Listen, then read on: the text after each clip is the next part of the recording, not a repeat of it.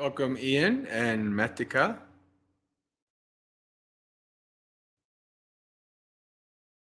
Please tell me how audio and video are. Everything coming through.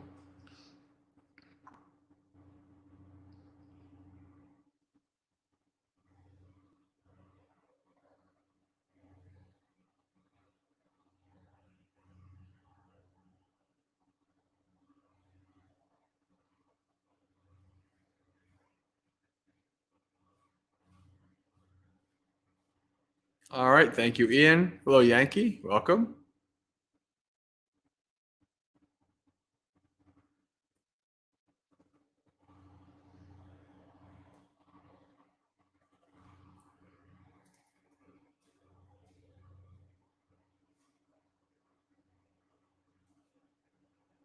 It has been over a month since the last Dhammapalooza. Hello, Jake. Welcome.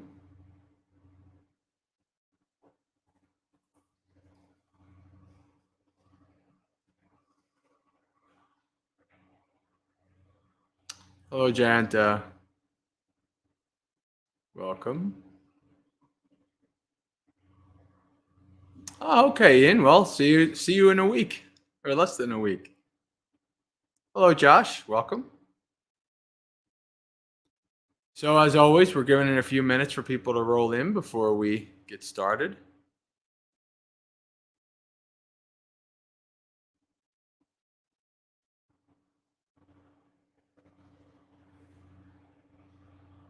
Saturday is Vesak, isn't it? Let's see. No, Sunday is our Vesak. Yeah.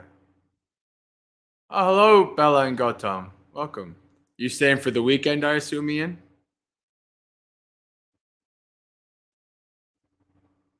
Or just for the day?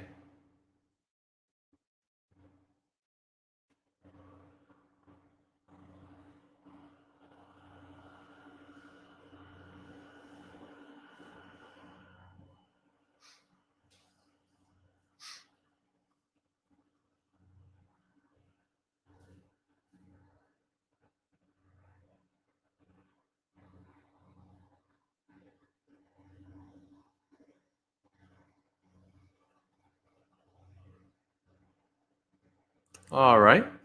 Well, Tan Wade and myself and Aya Suvijana and Bante Metiko will be here.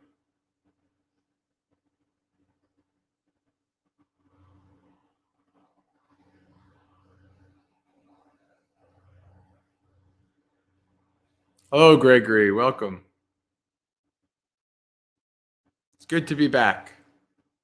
I don't know how long I'm going to take this Dhammapalooza because I am working on very little sleep. Although I did have a couple-hour nap this afternoon, which helped.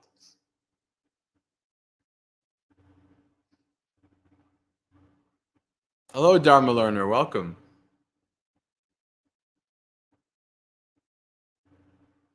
All right, we'll give it one more minute or so, and then we'll get started.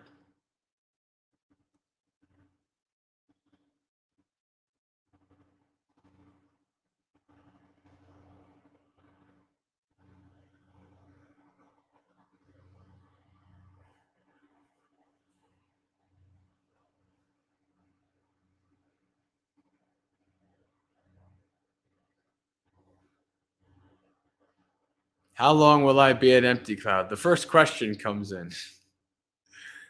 So Ayasu Vijana and I will be here at Empty Cloud for the next month and a half. And obviously there will be different monastics coming in and out.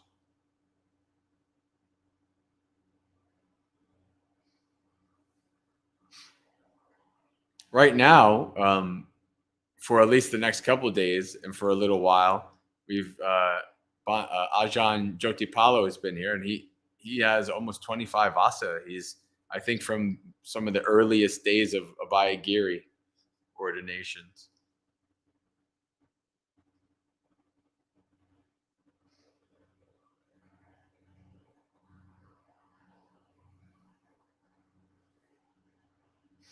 All right, let's get started. Do a little bit of chanting.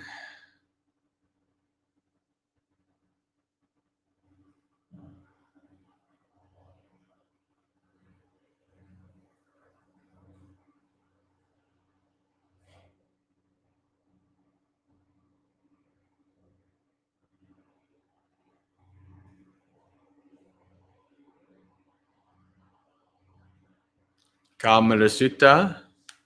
Namo tassa bhagavato arahato samma sambuddhassa. Namo tassa bhagavato arahato samma sambuddhassa. Namo tassa bhagavato arahato samma sambuddhassa. Savatini danang ekamantang titoko kamado deva putto bhagavantang etadavocha. Dukkarang bhagava sudukkarang bhagavati. Dukkarang vapi karonti kamadati bhagava. Seka sila mahahita tittata anagare upetassa tuttihoti sukhavahati. Tulabha bhagava yadidang tuttiti. Tulabha vapi labhanti kamadati bhagava. Chittavu pasame rata yesang diva charato cha bhavanaya rato manoti. Dussamaha dahang bhagava yadidang chittanti. Dussahama dahang vapi samadahanti kamadati bhagava. Iriyu pasame rata te chettava. Machuno jalang ariya gachanti kamadati. Duggamo bhagava visamo maggoti. Duggame visame vapi ariya gachanti kamada. Anariya visame magge papatanti avingsira. Ariyanang sammo maggo ariyahi visame samati. All right, English. With Kamada. At Savatthi, standing to one side, the god Kamada said to the Buddha, "It's too hard, Blessed One. It's just too hard." "They do it even though it's hard," said the Buddha to Kamada. "The stable trainees with ethics and immersion.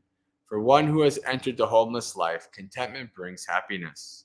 Such contentment, Blessed One, is hard to find."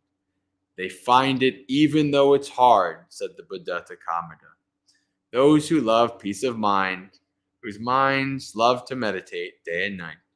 But it's hard, Blessed One, to immerse this mind in samadhi." "They become immersed in samadhi even though it's hard," said the Buddha to Kamada.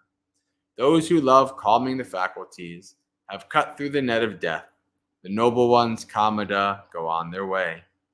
"But this path, Blessed One, is rough and hard to travel." "Though it's rough, hard to travel, the noble ones, Kamada, go on their way. The ignoble fall head first on a rough path.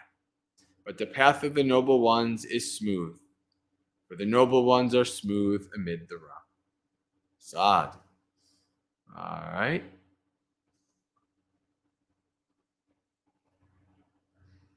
Welcome, Jay. Good to see you. All right, friends. So this is the first Dhammapalooza in just about a month.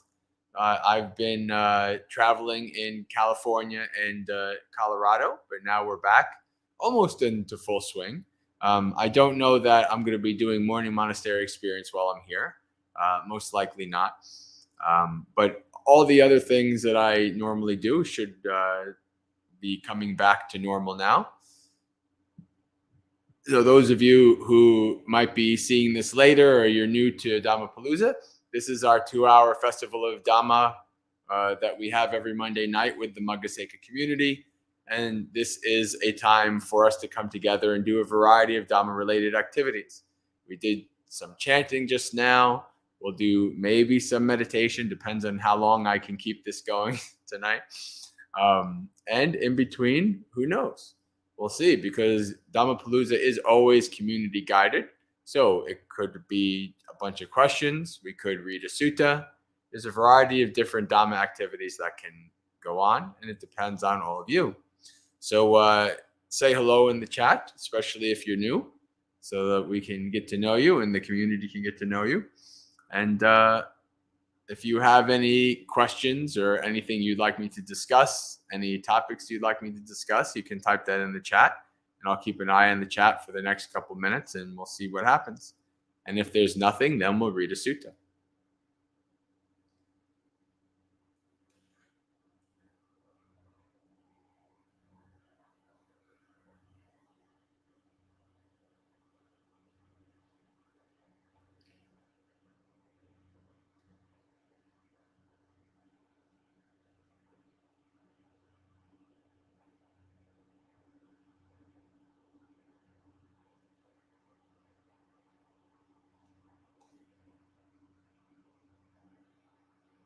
I hope everybody's month was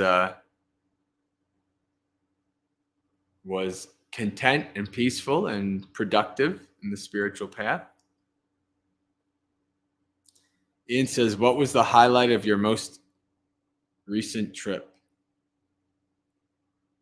Oh, hey, Joshi. Yeah. Okay, Joshi. This is the Joshi, I assume, from our Dhamma, our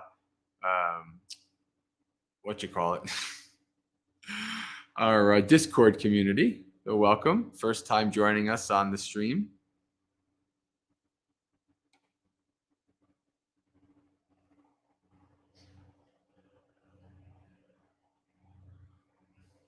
What was the highlight of my most recent trip? I don't know. There were a lot. This was I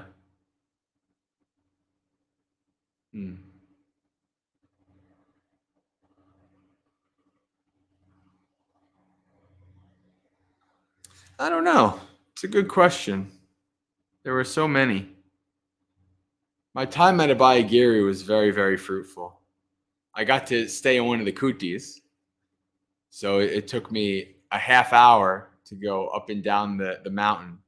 It was actually quite exhausting because some of you know I've been dealing with kind of being very fatiguey, kind of tired due to nutrition stuff, and I think I've talked about how like vegetarian diet and being that on long term causes me to have like energy issues and things like that. That was not a worry this trip. So I had plenty of good nutritious food everywhere. Yeah.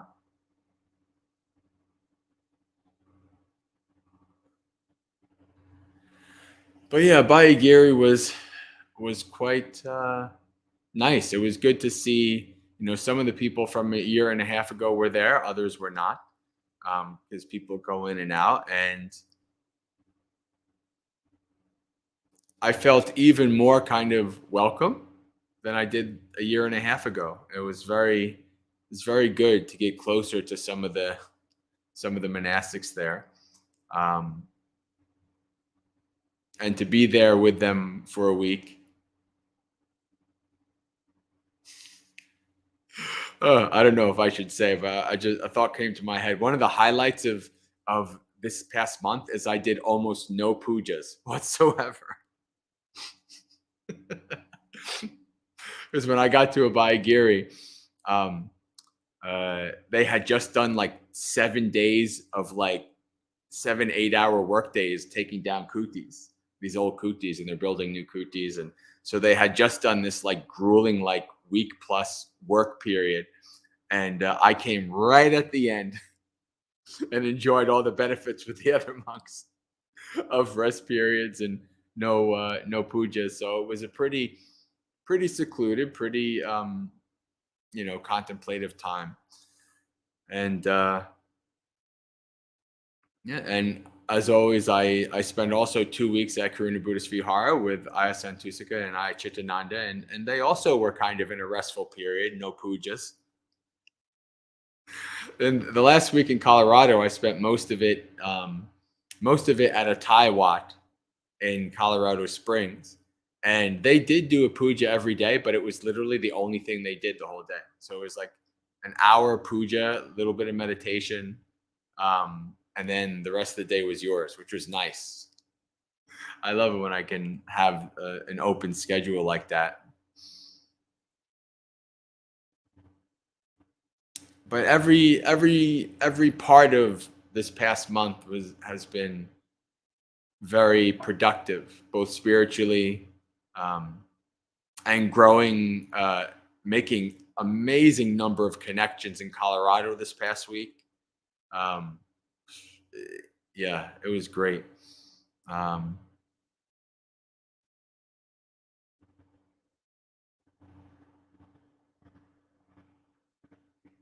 Joshi says, and I saw your question, Jake, but because this is a quick one, I'm just gonna answer Joshi's. Um, could you explain what a puja is? So puja is typically an event where people do some chanting and blessings and things like that as a way to increase devotion. So like normally in many monasteries, not all, you'd be surprised actually.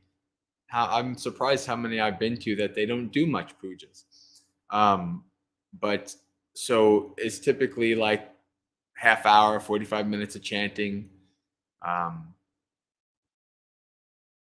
and you put the candles on and the incense and the altar and all that, and that's really what a puja is about. It's a devotional practice.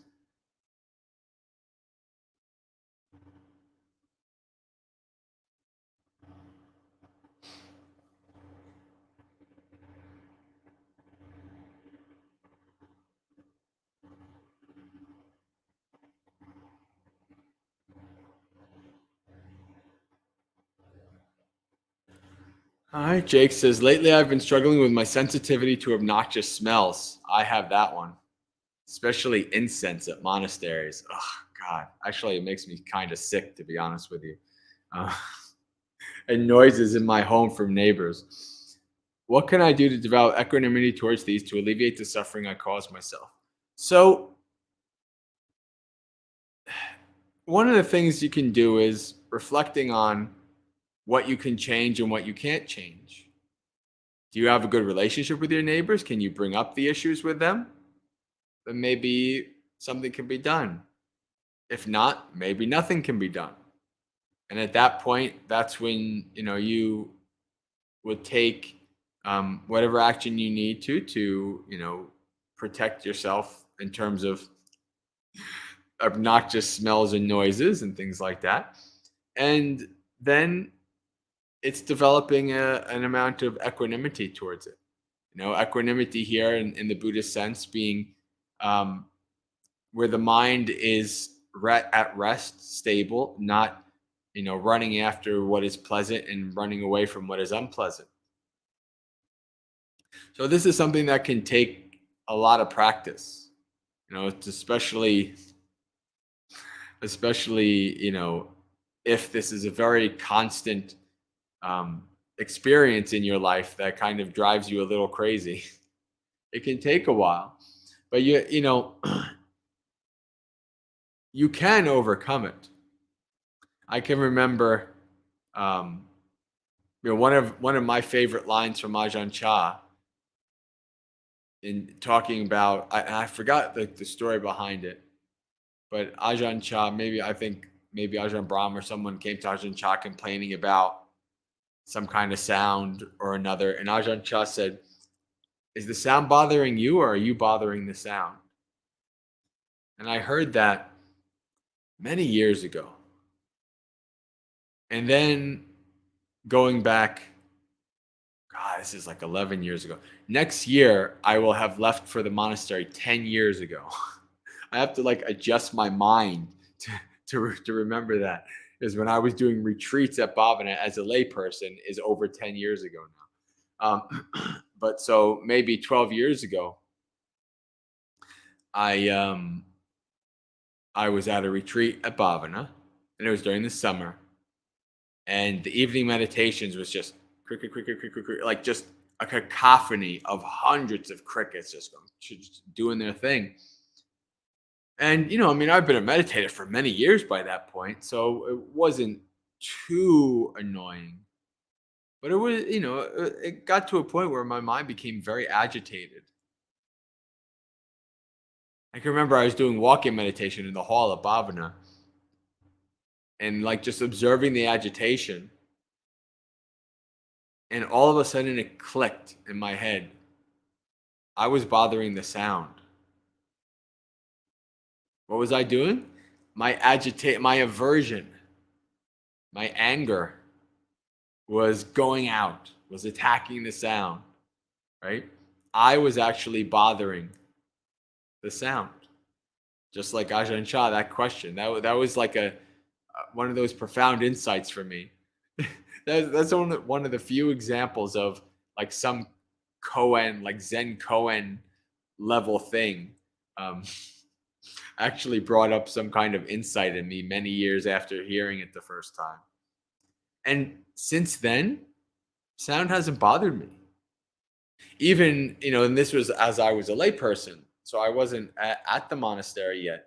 And then maybe 3 years later, I am probably a samanera at the time. And it was an opposite a day. So it was, you have time for more meditation, no work period. You can meditate instead. And so I went in the hall and I was by myself in the hall. And I was meditating and all of a sudden I hear, and then I hear like workers like yelling and cursing and things. And what had happened was that I didn't know about was that there were workers on top of the roof of the meditation hall fixing something or doing something.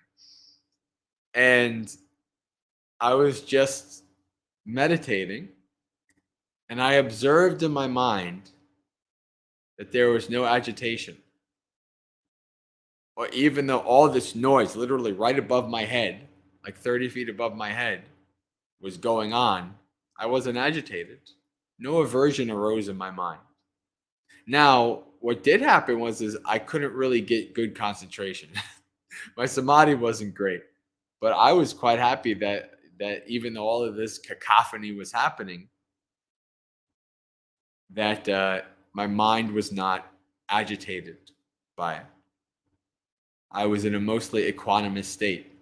So in dealing with these kind of things, it can be overcome. It can be worked with. It can just take a lot of time and work and effort to be able to do it.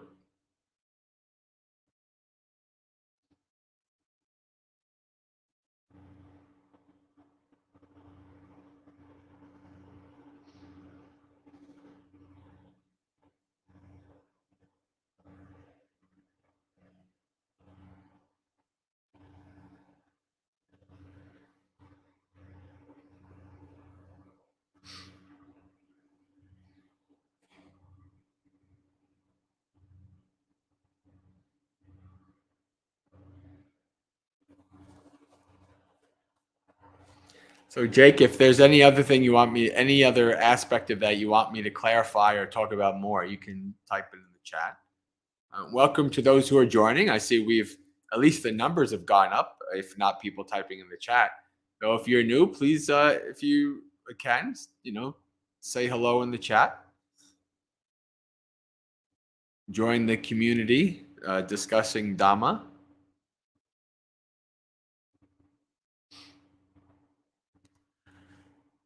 JS, what do you do during Vasa or Rains retreat? Do you have to stay at one place for 3 months?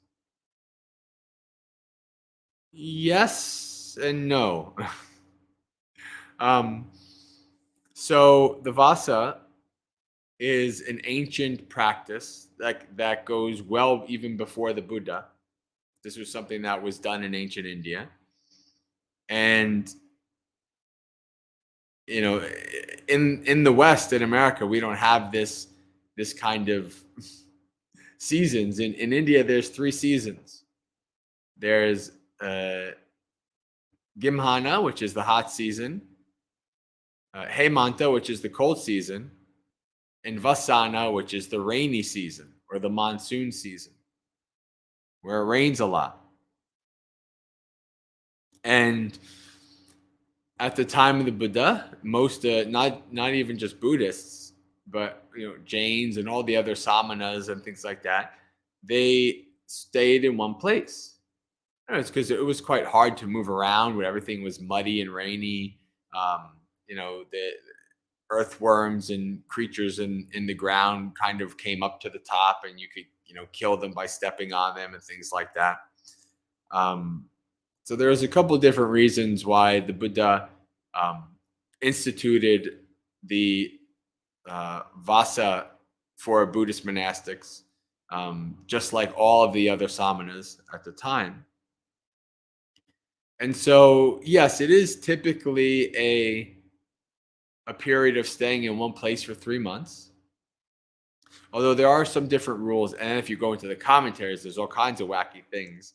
Like you can have multiple places as your Vasa. You can even like connect things that are miles away as your Vasa, things like that. That gets into the kind of interesting lawyering of the Vinaya that I'm just still kind of coming to grips with.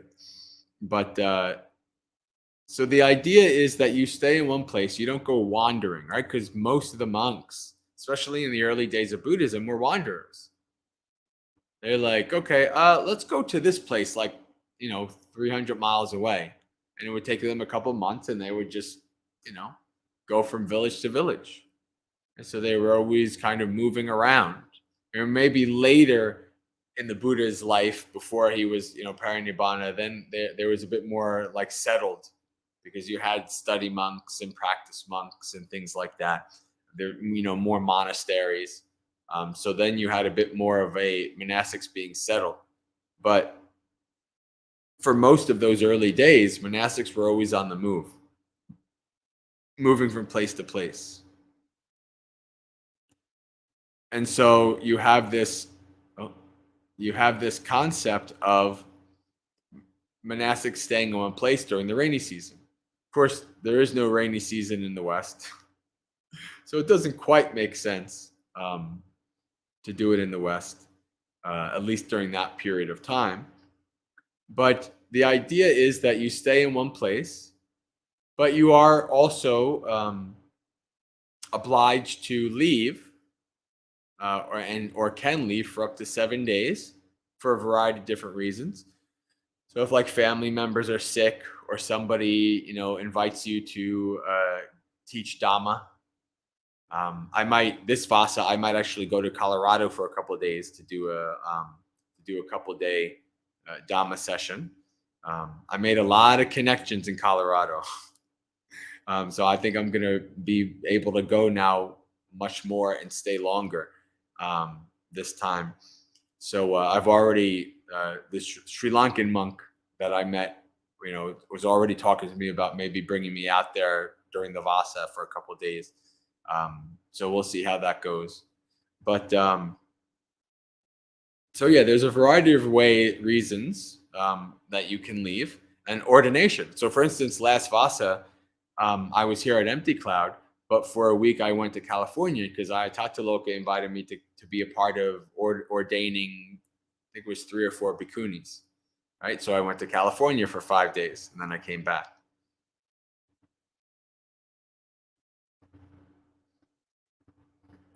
One of kind of the stereotypical like Western perspectives of Vasa is that it's a time where like you get to like be secluded and meditate.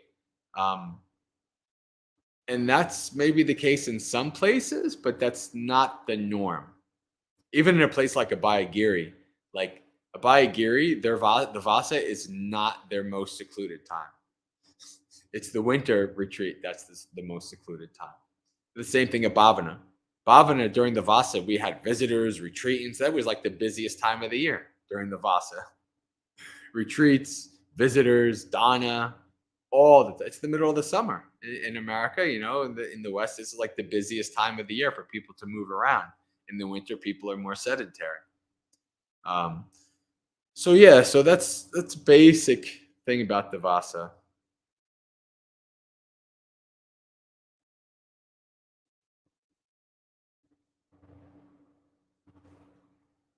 Uh-oh. Hello, Philip. Welcome. Hi, I'm Philip from Western Connecticut.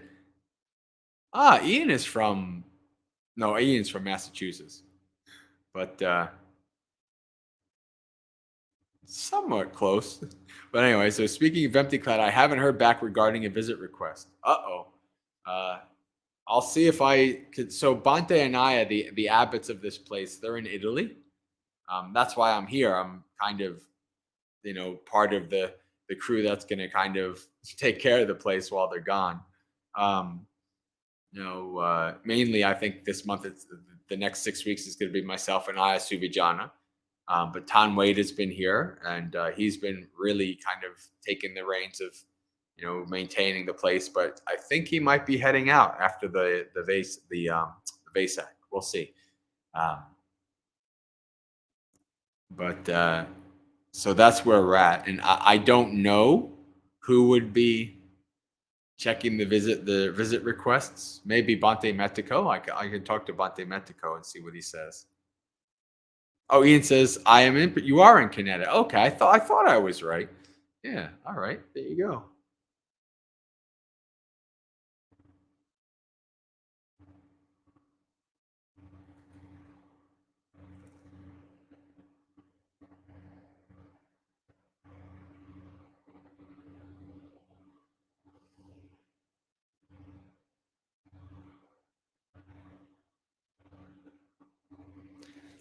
Josh says I've been thinking about going to a meditation retreat. Very good.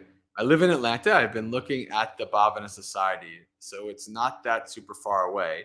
What is meditation retreat there like? Um, so I don't know what it's like these days. I haven't been there in almost 4 years, and it is a bit of a different place than it was when I was there. So any information I can give you is old information. Although I suspect it's probably not that hugely different.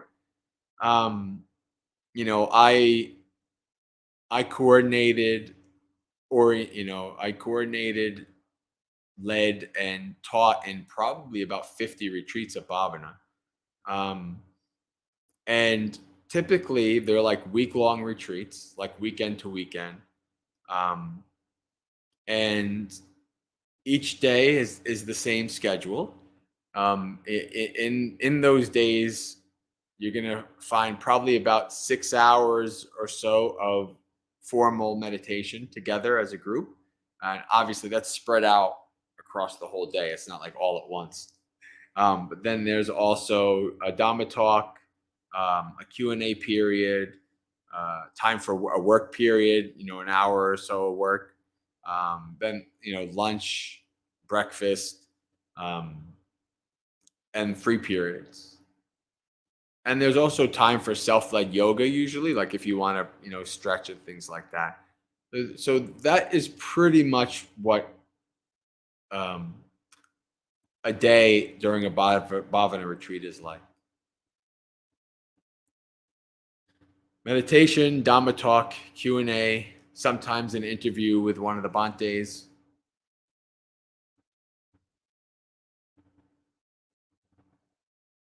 Work period, free period.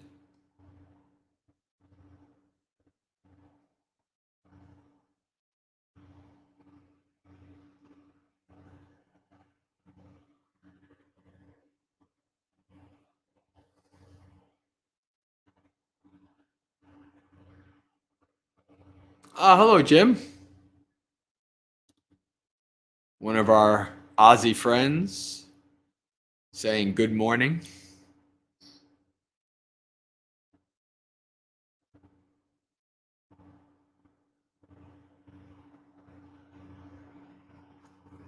Josh, check the chat. Ian has a recommendation for you about Bhavana retreats.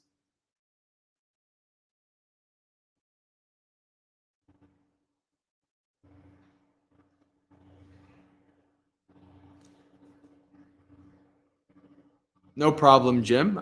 We're probably not going to be on for the whole period because I am kind of resting. I was supposed to have a midnight flight last night, but I had a 2 a.m. flight. And I probably had a grand total of 3 hours.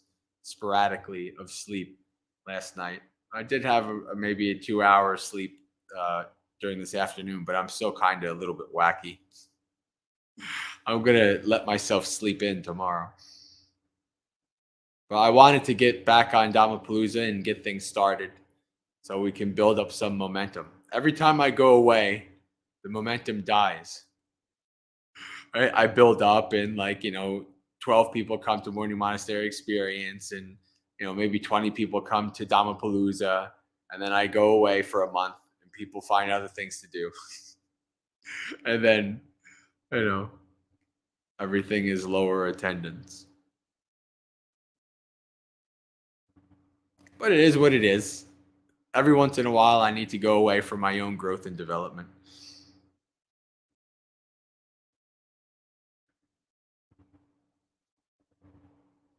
So Jay says, thanks, Bante. I'd like to visit Colorado sometime. I like the mountains. Yeah, me too. Me too. I got to have a couple of days of looking at Pikes Peak. So in Colorado, there's 50 mountains that are 14,000 and above. And so in Colorado Springs, you have this basically the whole view is dominated by this huge mountain. And it's quite beautiful. Although the first couple of days I was there, I didn't see it because it was all in clouds.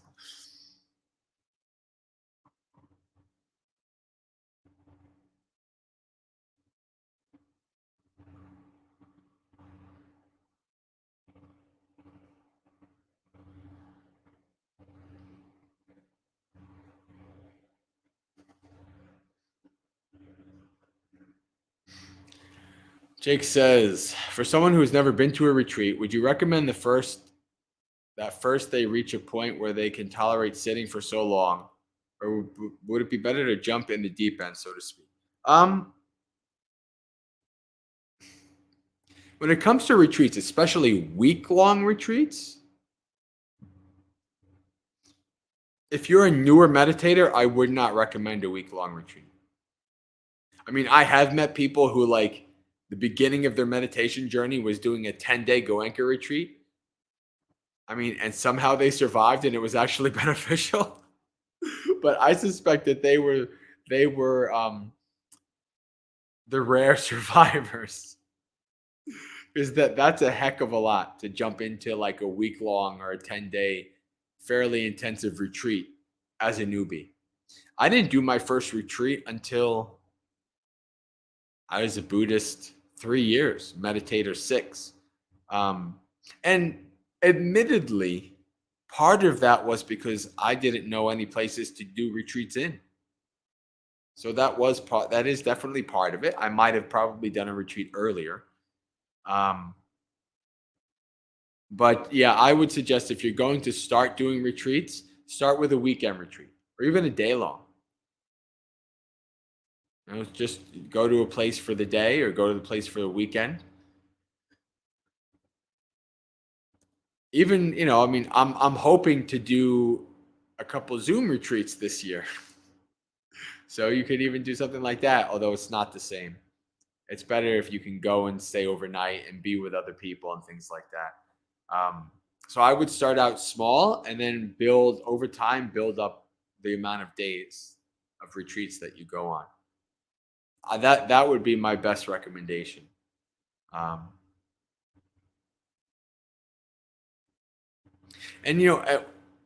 at Bhavana, at least in the past when I was there and when I went as a layperson, you can get up and do walking meditation. It's not like you have to. We will sit for the next 2 hours and you cannot get up. It's not like that. If there's too much pain or you need to just switch to a different mode of practice, you can do standing meditation at your cushion, or you can do walking meditation. So you have options in that regard. And if you have some kind of injury or it becomes too much, there's even chairs in the back to sit down.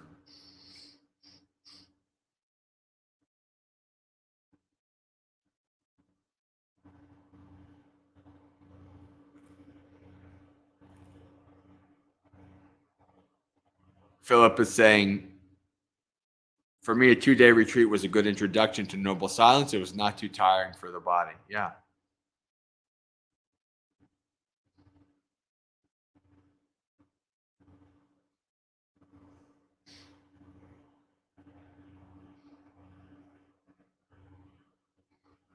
I really, depending on the person, it might be part of your path to jump in, jump in the deep end.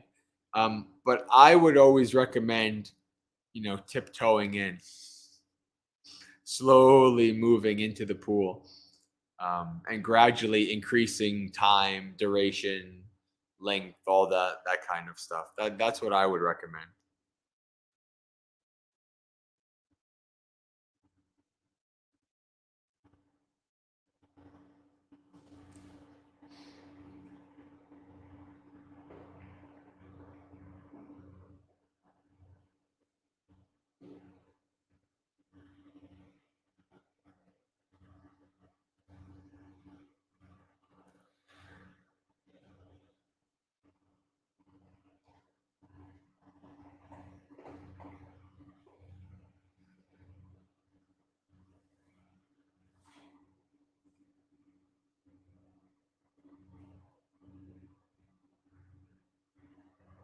Joshi is saying, thanks to Jake, I've been putting off meditation due to consistent discomfort while sitting. So I'm now going to try lying down instead. Luckily, I can stay awake lying, or can I? Luckily, I can still stay awake lying down. Very good. That's a rare ability. I fully admit in my own practice, lying down meditation is my least practiced of the 4 postures, and this simply is because um, I will tend to kind of drift off. So, but yeah, Ian mentioned walking meditation. Walking meditations is great. So, due to consistent discomfort while sitting, this is what I'll say about this. If you have like an injury, like a back injury, you were in an accident or you hurt your back or something like that, it's okay. But if it's just that, sitting down on a cushion is kind of discomfort, it's uncomfortable because you just didn't do that your whole life, I would actually encourage kind of working with that and training your body, right? Doing some yoga, doing a lot of satipatthana, foundations of mindfulness on your body, so you can kind of observe what a good posture is like, and how your posture impacts the pain as as you sit for longer periods of time. So I would not, unless there's like an actual real injury, I would never encourage people to totally avoid sitting meditation, because that there's a large part of growth in that. I mean, most of you know that sitting meditation is not my strong suit, right? Samadhi is not my strong suit. It just hasn't been, with my breathing issues and all the kind of stuff. My strong suit is satipatthana and walking meditation, but I still do sitting meditation. I don't try to avoid that.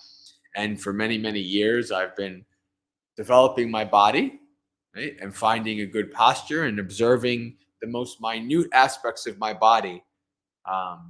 Like I tell people, like when I go to sit, I can observe my body and I can know that, okay, if I keep myself in this position right now, within 15 minutes, this leg is going to fall asleep, or within 20 minutes, there's going to be a pain right there. Right. And so then I adjust and I move and I set my body up in a way that I know, okay, I think I'm good for at least a half hour. So it takes a lot of work and trial and error and figuring out, and a desire to kind of investigate, to really adjust your body over the years to be able to sit. Um, but again, worst comes to worst, or major issues, sitting in a chair is fine. Sitting in a chair, walking meditation, standing meditation, lying down meditation, all good. Hello, Perennial Daydreams. Welcome.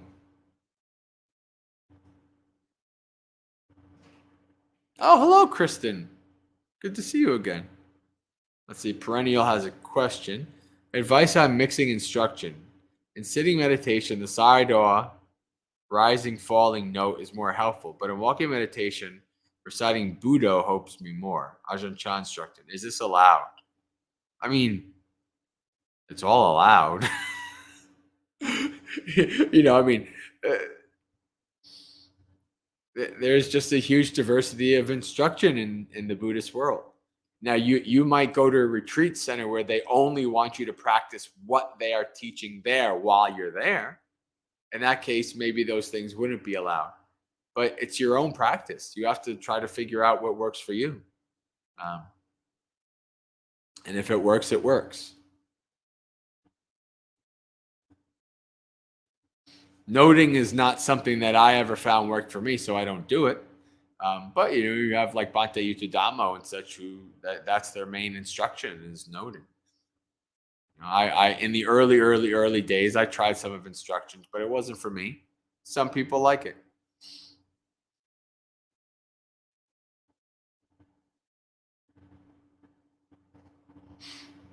When you do Buddha, when you're walking meditation, is it like by the foot, like Buddha, Buddha, Buddha? I'd be interested to know because I don't think I've ever come across doing Buddha while walking meditation.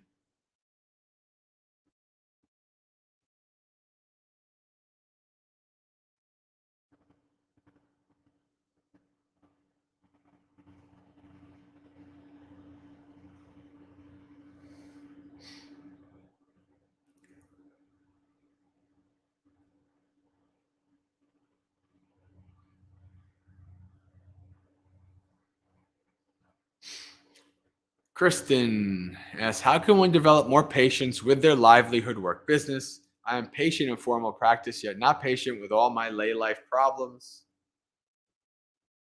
Yet they are obviously my kilesas.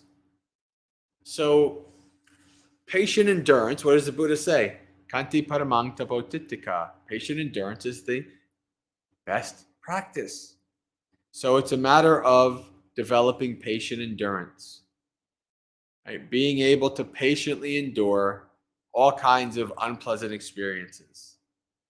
So this is the practice in and of itself. So when you're at work, business, something arises that usually will bring up impatience or agitation. Well, you observe. Observe your mind and your body becoming agitated. What is it like in the body? What is it like in the mind? Observe why that agitation has arisen. See if it's justified. Question it. Is there a real reason why I should be this agitated? Maybe it's not.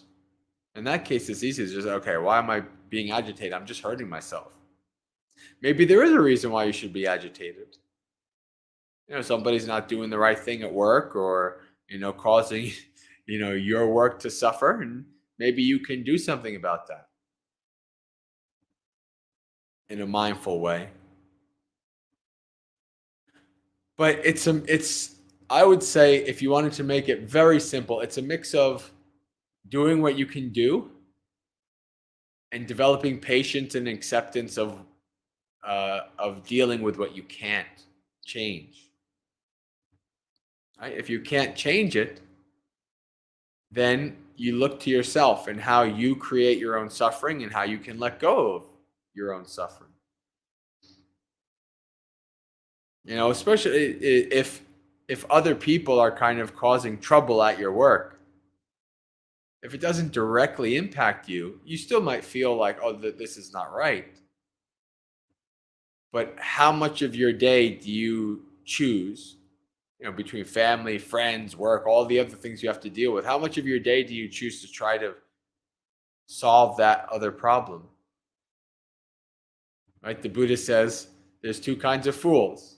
One is the person who takes on a responsibility that is not theirs, and the other is a person who does not take on a responsibility that is theirs.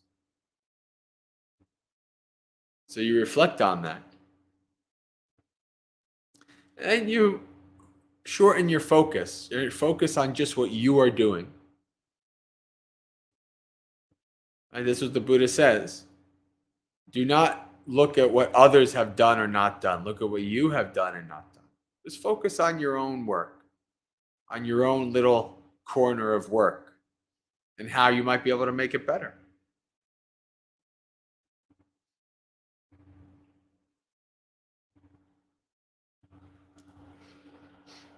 I had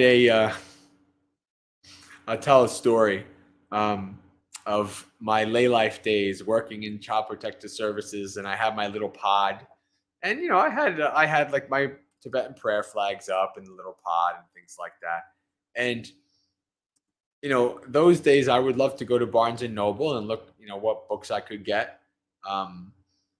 And they would always have these little knickknacks while you're waiting in line. And I got like a Zen garden. Maybe it was like a foot by a foot, like Zen garden. And I would have it. So like right outside my pod was my case file, where I had my case files, this big metal cabinet. And I had the Zen garden on top. And every once in a while, like when I would go, walking between my pod and wherever I had to go, I'd come back and just do a little Zen gardening, right?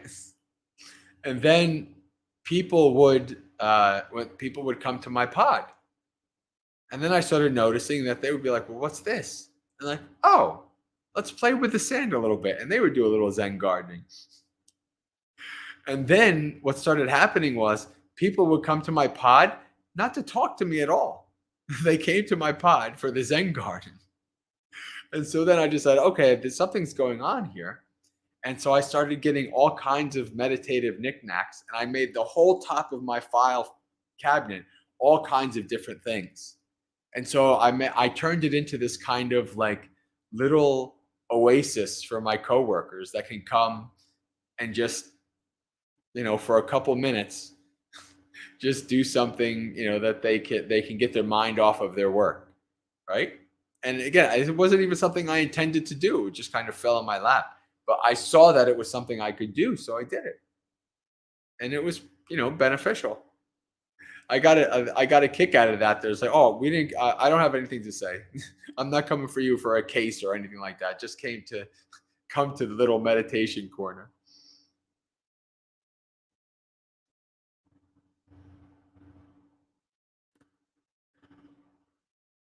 And I worked for a state organization. There was just a lot of stuff that was just nuts.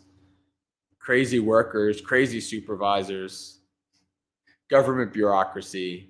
And I was just one cog in it. And so I just did what I could as one cog. And I just let the rest be because it's all crazy.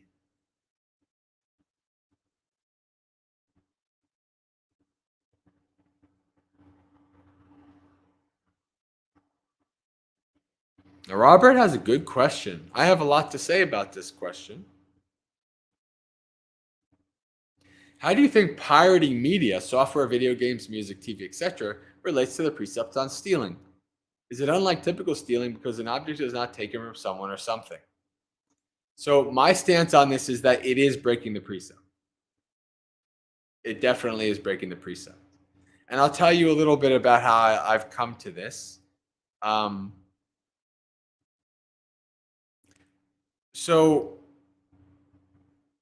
in the early days, before Netflix was this streaming giant that it is today, when you just, they would send you DVDs or CDs. I would, I subscribed to Netflix and they would send me the CD or the DVD, and I would rip it. I would create a copy of it. And I even have, I even like made my own logo and said JHM or Joe's Home Movies. Right. So I had this whole like dozens and dozens of movies. Actually, it's still at my parents' house with all the other stuff I left from lay life. My nephew might use them here and there, I think. But yeah, so I made all of these things, and I would download video games and things like that, especially when I wasn't as financially stable to kind of pay for all the things. And, of course, back then, and I was also in there in the beginning of the early days of the internet with Napster and all kinds of ways, LimeWire, all kinds of ways to download and share things with people. And so I did that, in Pirate Bay. Maybe some of you know the Pirate Bay website. You can get all kinds of stuff. And as my practice increased, and as I I think it was my sila that kind of I started contemplating. I was like, it feels like stealing. People can make arguments. Well, it's only a digital copy. It's just like this. It's just like that. And this is why I always talk to people about you have to kind of have your own agency when it comes to precepts, right? Because the precepts aren't necessarily black and white, easy. Sometimes you have to kind of look at your own conscience and look at your own practice, and you say, from now on, I'm going to refrain from doing this. Now, there are even two monastics I otherwise basically respect that have written articles stating that copyright and things like that is not breaking the precept. One of them is Bhante Sujato, and the other is Bhante Yuttadhamma. Right? They wrote these. This is like 12 years ago, maybe 13 years ago that they wrote these articles, and I read them, and I didn't buy their argument. It's just I don't believe it. I don't buy it. And frankly, I think it's a little bit iffy as a monk to even kind of write an article stating this. I wouldn't do that myself, but they did. It is what it is. So I think what happened is like a couple parts of me came together, right? The first is that my sila was telling me I just wasn't feeling right about doing it anymore. The second is that I had a job and in a photography business, a small business, to the point where I was like, you know what? If I wanted something, I'll just buy it. I wasn't rich, but I wasn't poor enough that I could be like, oh, I'm poor, I'm just going to download it anyway. And the third was when I started my photography business, I really started to become aware and have more empathy for people who create things, artists, photographers, musicians, game developers. And I felt like, you know what? Like I'm learning about copyright and even my own pictures. And I was a pretty good photographer. And there was a few experiences of my pictures being used in ways that I wasn't a big fan of. And I think all of those combined brought me to the point where I was like, no, I'm not going to do this. It's not right. I don't care if 100 monks write articles, with reasons why it might be right. I'm not going to do it anyway. Right. And I stick to that to this day. This is something that I feel is part of this precept. Other monks don't. So I would say, you have to kind of look at your own intuition, your own conscious, and you might find the answer there.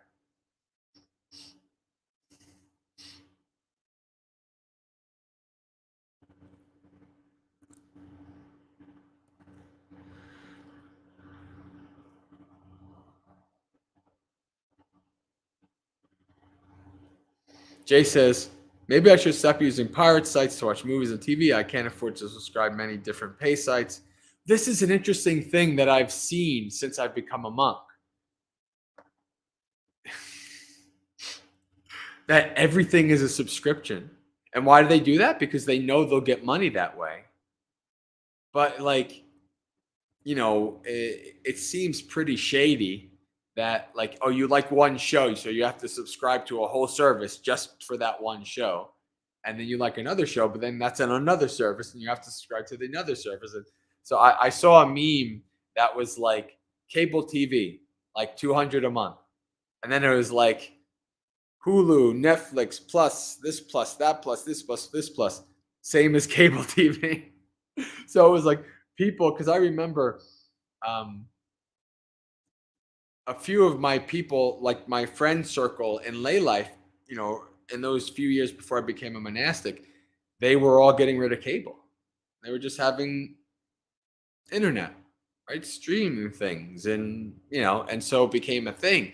But that now it seems like it's become this. Oh, I saw this commercial. I heard this commercial, and it was like it was a commercial for a service that you pay for. You subscribe to this service so that you can manage all your subscriptions. And apparently, people just get lost of how many subscriptions they have. And I'm like, is it really that bad? Oh, geez, that sounds crazy. But yeah, I don't know.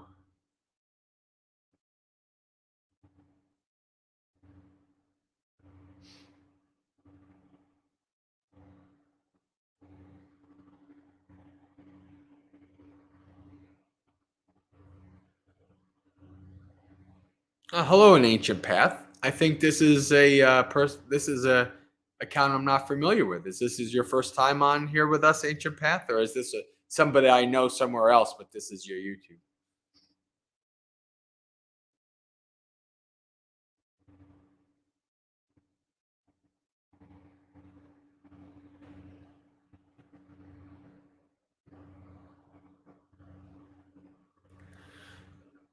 Joshi says, strange question, but is it impolite to go to the temple in order to find romance?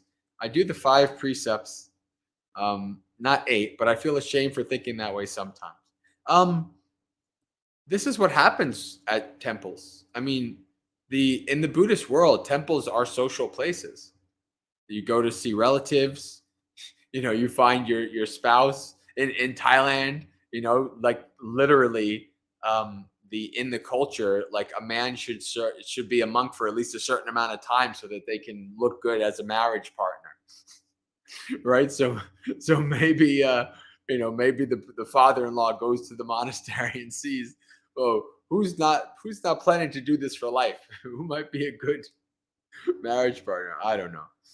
But no, this is something that is much more common in the Buddhist world that you wouldn't see. Like Westerners tend to kind of view these like retreat centers and places like this as like hallowed places. But if you if you're around like Buddhist people, like a Bhavana society, the monks would eat in silence, and people who wanted to eat with us could eat in silence. But most of the Sri Lankan or the Thai people who came, it's a social gathering. They're meeting family that they haven't seen in a couple months. And so we're eating in silent, and they're kind of, 20, 30 feet away, and they're yapping away, being social. It is what it is. I mean, listen, it's like if I was Christian and I wanted a good Christian wife, would I go on some dating site to find a good Christian wife? No. I would get involved in church circles and church activities. Maybe I find a good woman that way, or a good man that way. So I don't necessarily find anything wrong with it. I at Bhavana have literally seen romances come about multiple times. So, and it's not like the people came to Bhavana to find romance. It's just that's just what happened.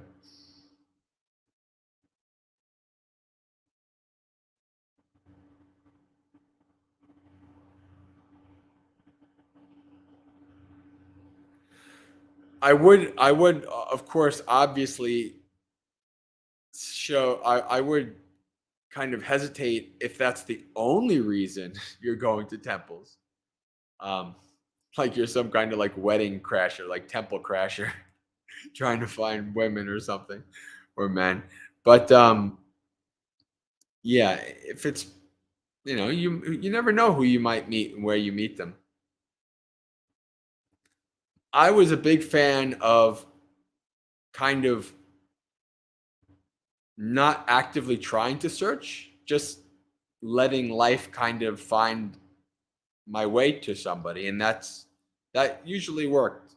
So if you hang out in good Buddhist spaces, you might meet a good Buddhist person.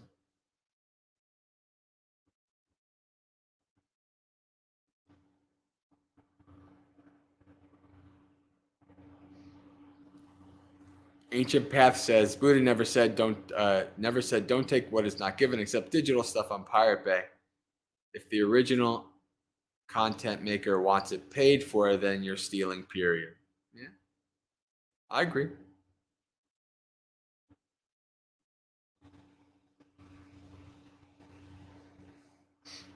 I did do I did after that time. So for instance, say I had like a Blu-ray of one of my favorite movies. And I wanted to have it like digitally on my on my my tablet. I would like download that movie to have it digitally on my tablet. But the way I viewed it was I literally paid like $25 for a Blu-ray, so I'm not really stealing it. I've already basically given the money, and this is the digital version. So I mean, so stuff like that might be a bit more justified. But yeah, it can be a slippery slope.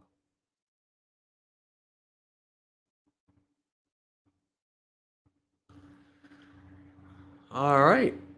9:06. We have a good amount of people with us. If you're new, please say hello in the chat. The chat's a little bit slow today for the amount of people we have, but I'm actually happy for the first Dhammapalooza in over a month that we have this much activity. Very good.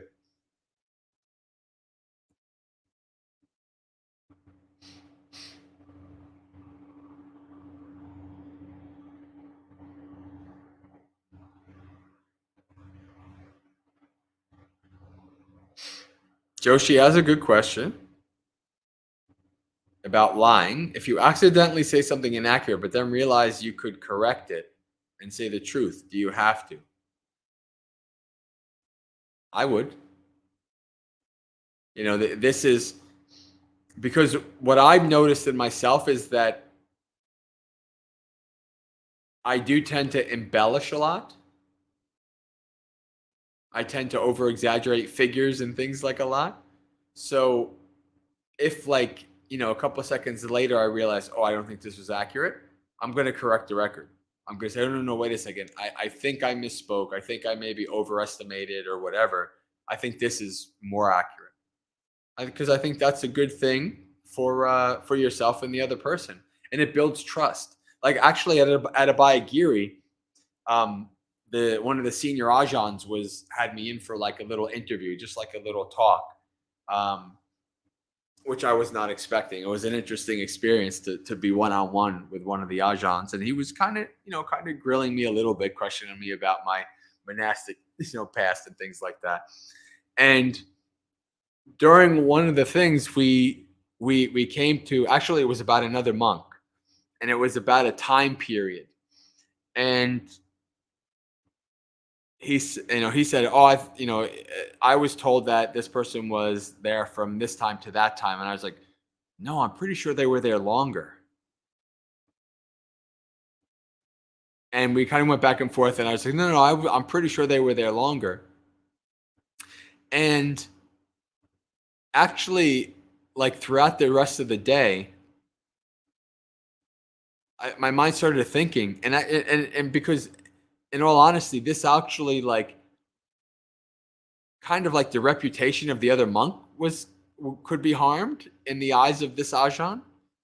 And I was contemplating, I was like, oh no, I was wrong. My perception was that this person was there longer, but they weren't. And so the next morning, I went up to the ajahn and I said, Ajahn, as you remember from our talk yesterday, I think you were right. Because this came in my mind and I realized, I was wrong. You were right. They were there for this long amount of time. And so I think that's important, that to always to always speak and correct to your best knowledge of what the truth is at the time of your speaking. Hello, Sin. Good to see you. I hope your month has been okay. You've been doing well.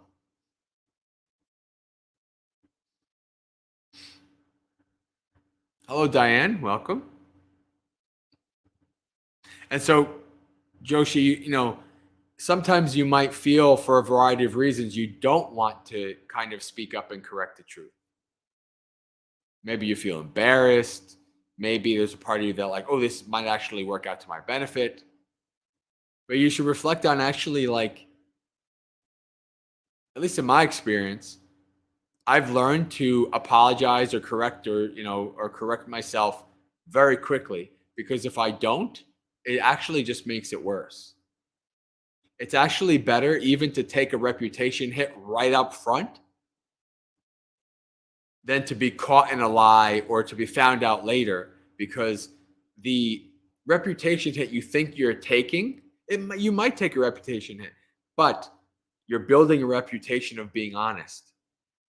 Whereas if you're not doing it that way, you're building a reputation of not being honest. Your reputation hit's going to be much bigger. So I always correct the record. I always apologize.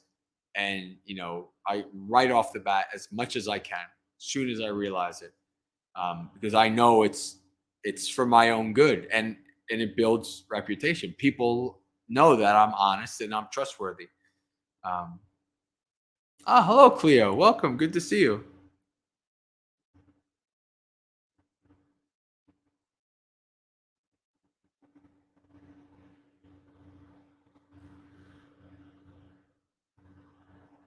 Jay says, I think that right speech can be one of the hardest parts of the path, because we're conditioned to speak us in a certain way and say things we didn't think about properly. Yes, yeah. Yeah.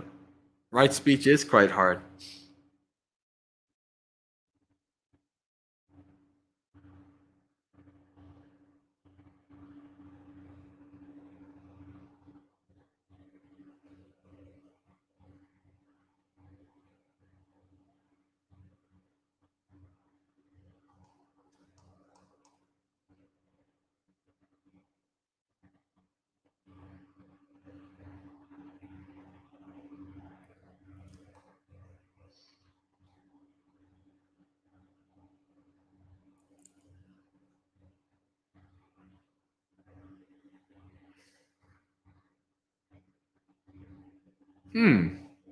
All right.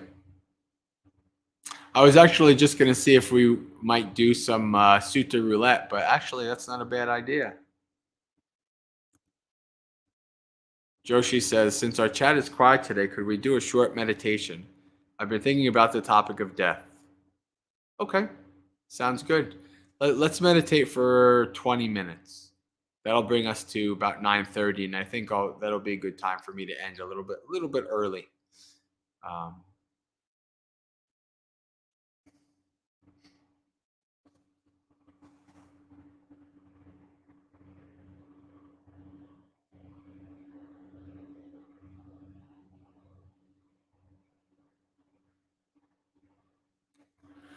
Philip says, is it correct that the discernment quality? What's the discernment quality? That's the question. Informed by how that action affects the quality of mind. One of the things I prefer to do is when we're dealing with Buddhist or monastic or meditative terms, I like to always see if the terms are grounded in a Pali word, because there's a lot of, like, in the insight groups and different places, different teachers, they'll use these words, and you don't know if they're kind of just talking about something or they're using a different word for what would be a Pali word that you would be familiar with. So it's important to kind of define our terms in that way.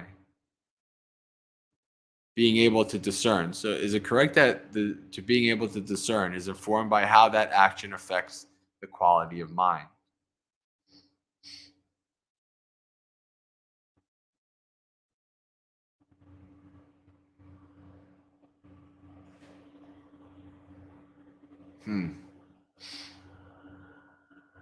I'm torn between wondering if this is kind of like a coherent question, or I just don't know how to answer it. So I think we should do our meditation, and then maybe if it comes to me after the meditation, then I'll answer it then. So why don't we close our eyes, set our body up in whatever comfortable position works for you. This is going to be a shorter meditation, so we won't go through the whole normal processes that we usually would.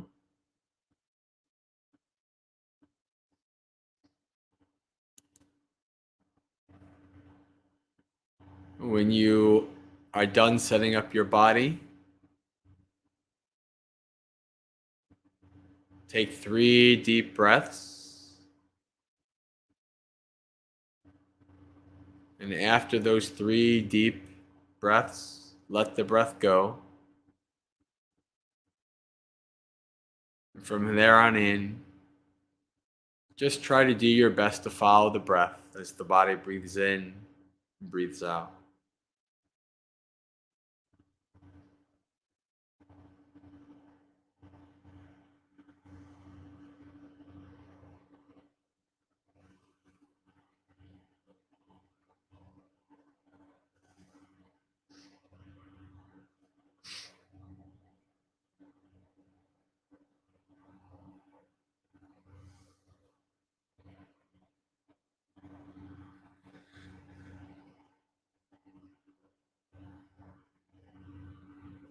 You can pay attention to the breath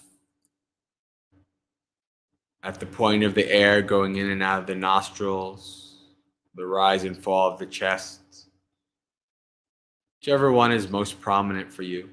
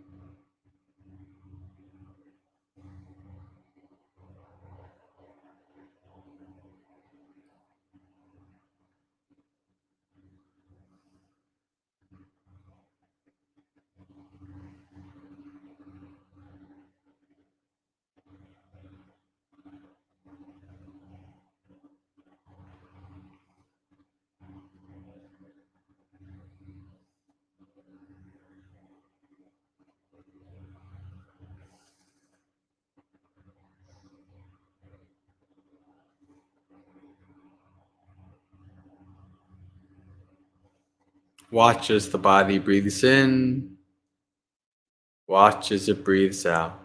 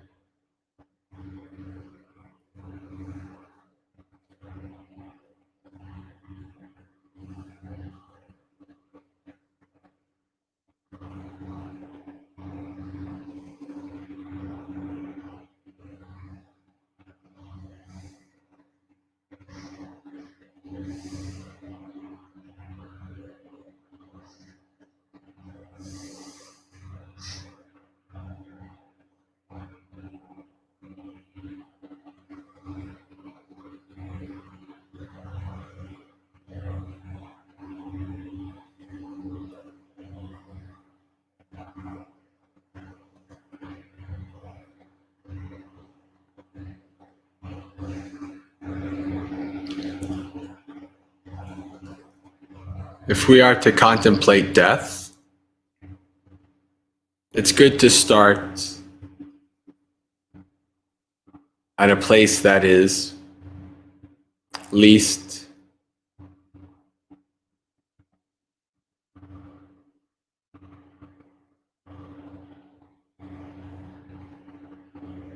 distressing or strong for most people,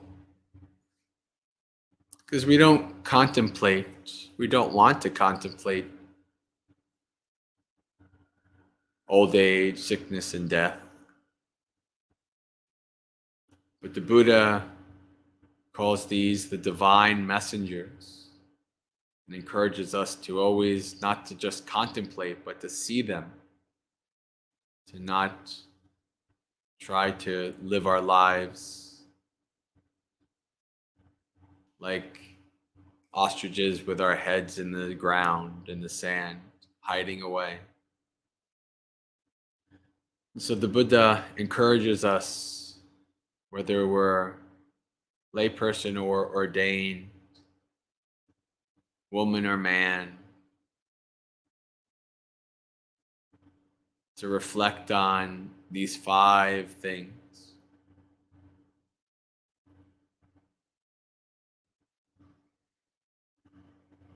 So we'll do a guided contemplation, and I'll prompt you when to repeat after me. We will repeat some words. Perhaps I'll give you some visuals. And then I'll give a little commentary as you're contemplating to help you with that contemplation.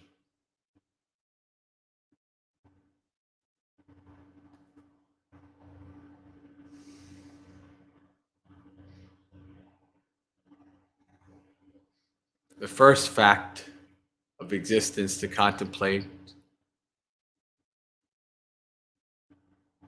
Repeat this line in your mind after me.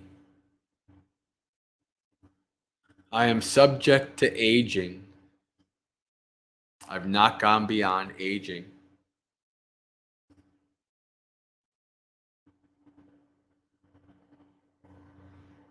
This is the framework that we will see for the next couple. You are subject to something. You have not gone beyond it. The mind deludes itself, convincing itself that you are not subject to it. The Buddha wants us to reflect often that we are.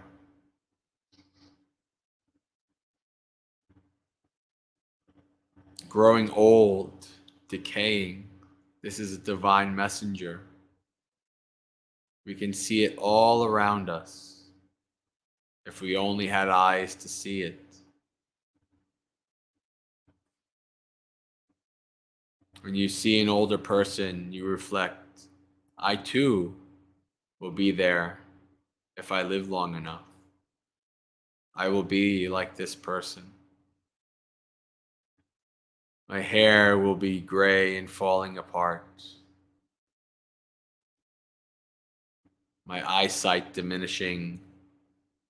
My body more fragile, harder to move around.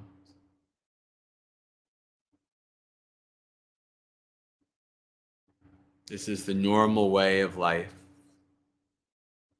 You reflect that not only are you subject to these things, but so too are all beings.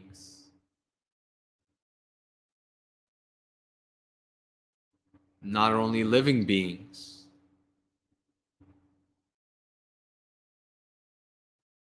or sentient beings, but trees, even mountains. Young mountains are tall and snow-capped. Old mountains are almost like rolling hills, weathered away.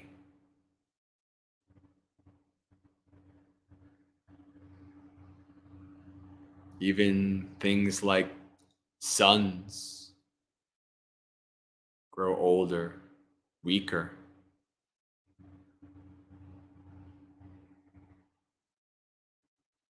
Let alone some small being on a small planet like yourself.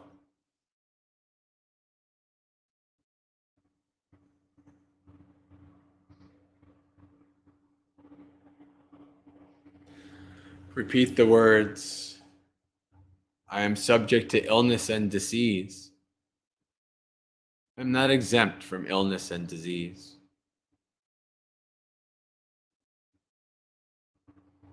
You will be sick. You will have disease, illness.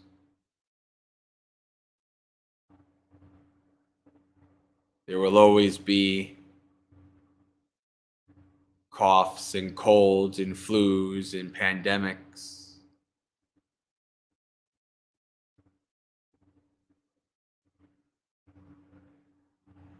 This body will break down, need repair, fixing, rest.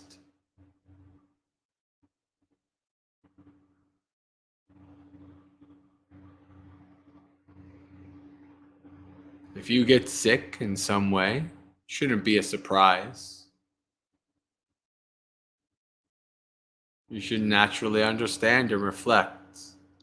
This is of the nature to become ill. I have this body. It will become sick. Even in nature, you can see trees with big tumors, other animals being sick.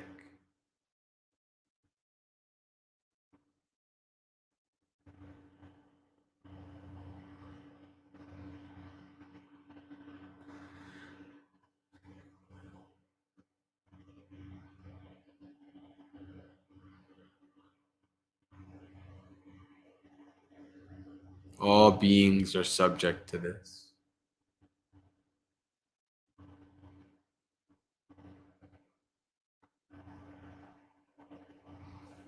Repeat the words. I am subject to death.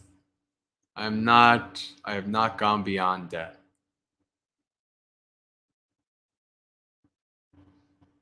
Not only you and all living beings, but planets, stars,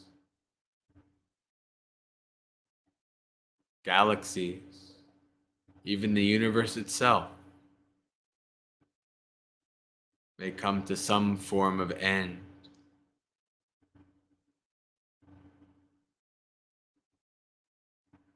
It is in the nature of things that exist that there will come a cessation. We arise, we live for a time, then we cease.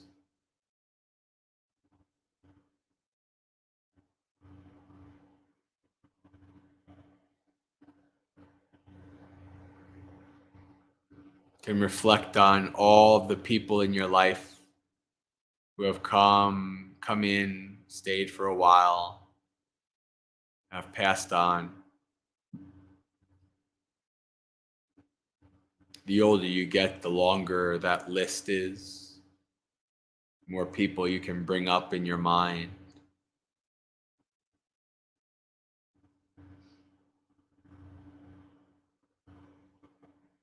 As people move on from this life to the next.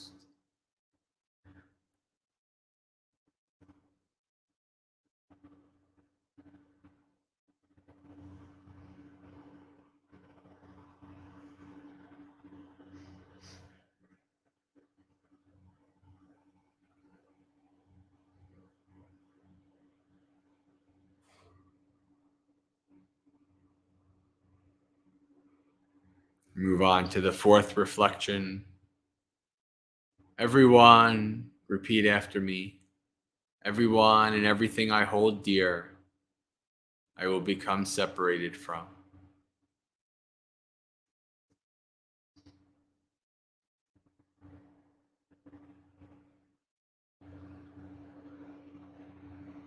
Separation from those that we love is a natural consequence of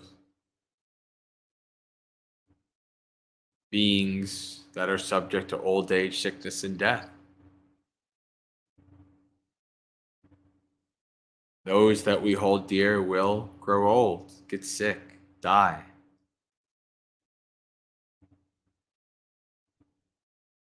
They will move away. Relationships will end. This is the nature of this existence.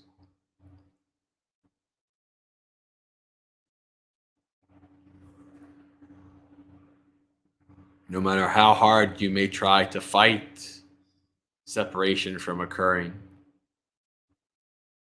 it eventually will occur.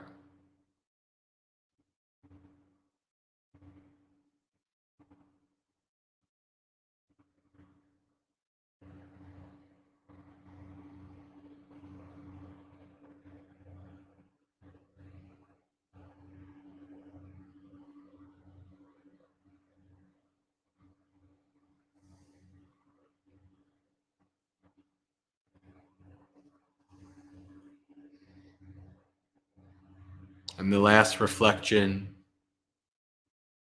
repeat after me. I am the owner of my actions, heir of my actions. My actions are my relative. Whatever I do for good or evil, to that I shall be the heir.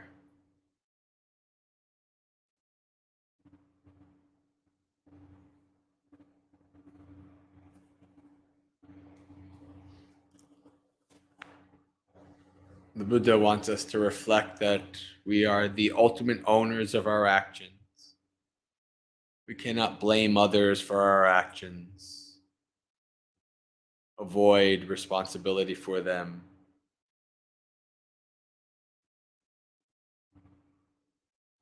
Even if we lie to ourselves, eventually that lie cannot hold.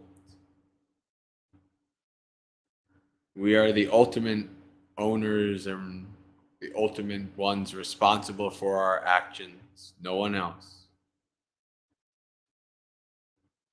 And knowing that you and all other beings are subject to old age, sickness, death, separation, the Buddha has us reflect on our actions, reflect on how we may act skillfully in full accordance and acceptance of these truths.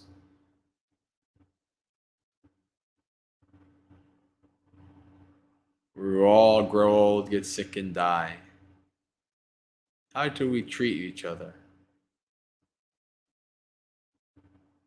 How do we act? How do we choose to act? Knowing these inevitable facts of existence.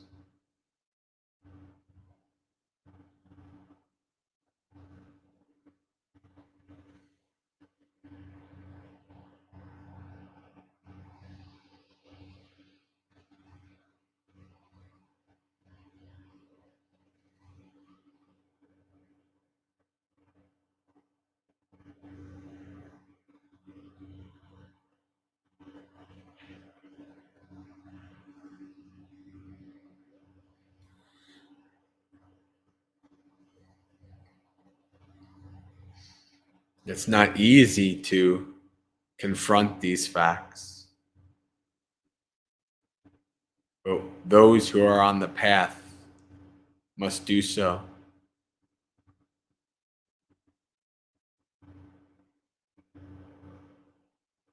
So that we can live skillfully, mindfully, harmlessly, with less suffering, more contentment.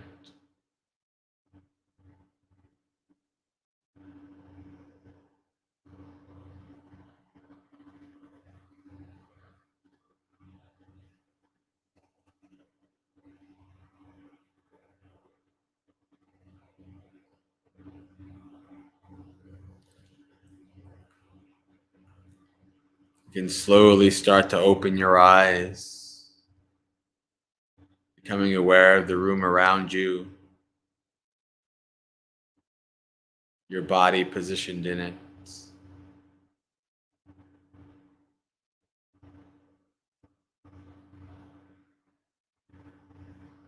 Reflect on how your mind has changed from the beginning of the meditation to after, and any experiences you may have had during that meditation.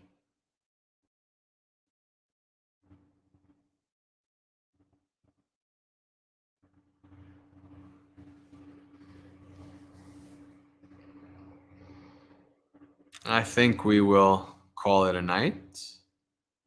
I'll do some of the business and then we'll do some sharing of merits before we do so. If you're new or watching this for the first time after it's live, and you'd like to keep in touch or learn more about myself, Bhante J, and the organization Maggaseka, Students of the Path, you can go to the website that's scrolling down on the screen, maggaseka.org, Maggaseka. Translates to Students of the Path. And you can put your email in the top right, and that puts you on a list so that anytime I make another announcement, whether it's a retreat, new video, whatever, you'll get an email about that. You can also, on YouTube, you can also click subscribe, click on the bell, and then you'll get notifications from that as well.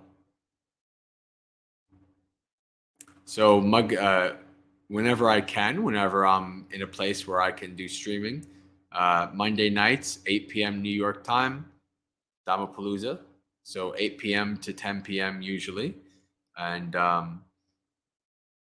I also do Insight Timer. That's Saturdays, 3 p.m. New York time, 3 p.m. to 4:30. So this Saturday, I will be doing that session. And if you're on the Discord, we have our sutta readings every Sunday night at 7 p.m. New York time.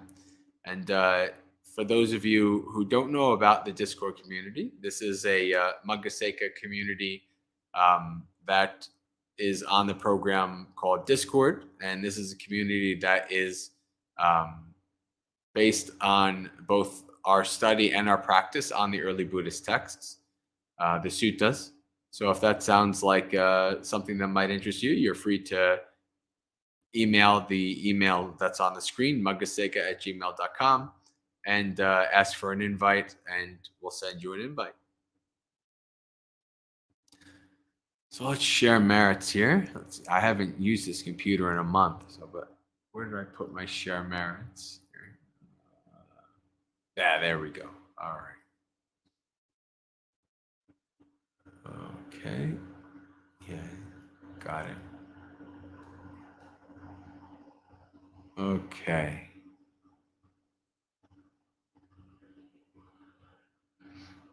Let me share the screen.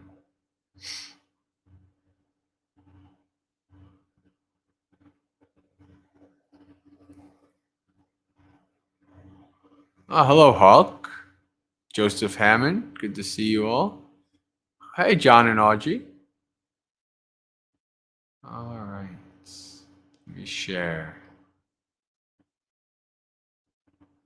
No, not that.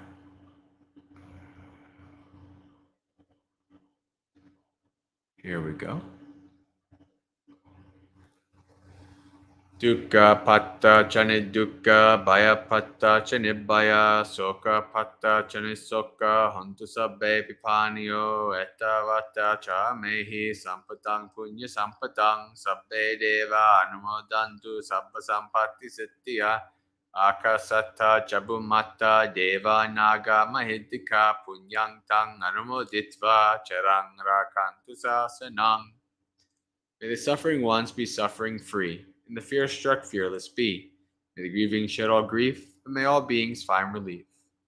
May all beings share this merit of ours that we've thus acquired for the acquisition of all kinds of happiness. May beings inhabiting space and earth, devas, nagas, and yakas of mighty power, share this merit of ours. May they long protect the Buddha's dispensation. Sadhu, sadhu, sadhu. All right, friends. Good to be back. Good to see you all again. Many familiar faces and a few new ones. And I'll see you again sometime, some stream during the week. And I'll see also if I can get an Ask a Bante in to upload on Wednesday, because usually if I'm able to, I will answer a question on video and upload it on Wednesdays. And that's about that. Okay, Joshi, I'm glad that meditation was good for you. All right, friends. Until next time, Sukhi Hotu, may you be happy and at ease, practice well and be well. May you have a spiritually successful and peaceful practice until we meet again.